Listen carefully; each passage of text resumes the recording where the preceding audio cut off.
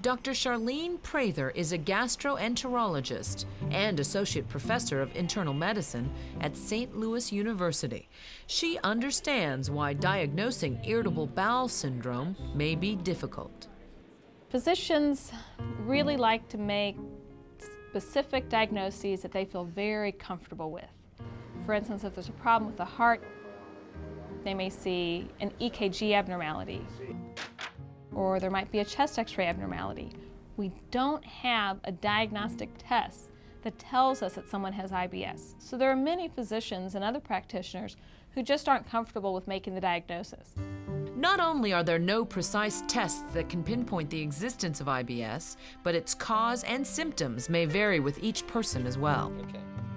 What causes IBS? That is something that is still being investigated. Now, we do know there are different things that influence this development of symptoms in irritable bowel syndrome. Certainly, there are some individuals who notice that stress will increase their IBS. For other people, it's a certain food that they might eat. I don't really believe that stress or foods cause IBS, but they tend to exacerbate an underlying condition. IBS is believed to stem from abnormalities of the so-called gut area of our internal organs. This area consists of muscle and nerves and controls how our food moves through our digestive process.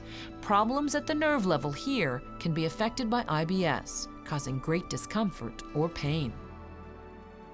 Now, we certainly don't have this all figured out. However, we have identified abnormalities in serotonin in some IBS patients. And this is important. This is a new finding. Daphne Fox of St. Louis is a former music teacher and lifelong educator who enjoys working in her garden and collecting antiques. Daphne was experiencing nausea and stomach problems.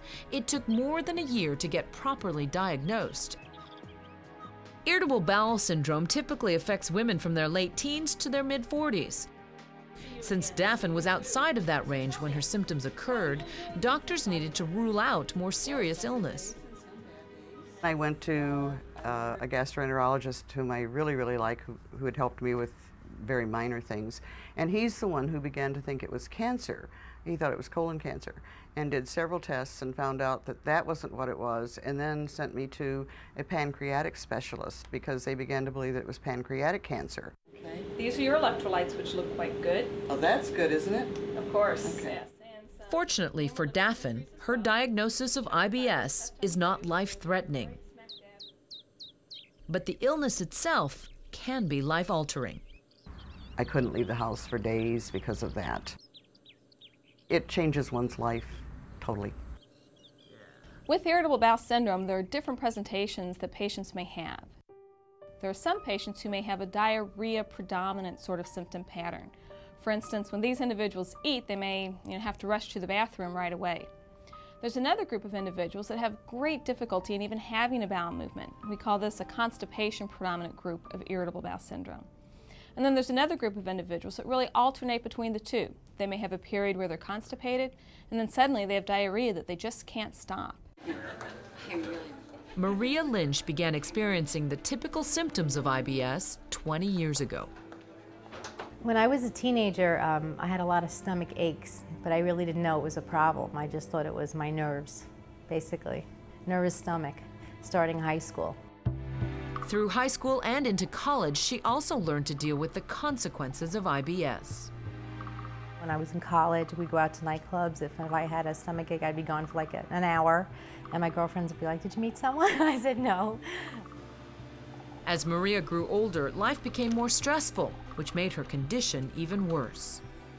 I went to the ER twice in the last 10 years for stomach pains that turned out to be what they said was just gas. They made me feel silly when they said it was gas, pretty much like, you're overreacting, but at the time it was like you could barely walk. As Maria's problem persisted, she continued to search for a cause. At the age of 40, she had a complete physical examination and finally was told that she did, in fact, have more than just a problem with gas. I am so happy to know that it was not in my head, and to know that you know, changing the lifestyle can avoid these stomach aches, that now it's just become incorporated into my life, that I avoid the things that will cause it. As both Maria and Daphne discovered, once IBS has been diagnosed, there are several options to help them manage their condition. Understanding and learning more about your condition and what you have at your disposal to control these symptoms, a combination of medicines, but also other healthy living strategies, really can help you manage your IBS much more effectively. The American College of Obstetricians and Gynecologists notes that IBS may be responsible for almost half of all cases of chronic pelvic pain. So to receive proper diagnosis and the most effective treatment, communication between doctor and patient is key. Being an advocate for your own health, definitely speak to your doctor. Tell them what you suspect. Tell them everything, because they can't help you without information. You will get better. You can have a life, but not if you're sitting at home doing nothing to try to make it better.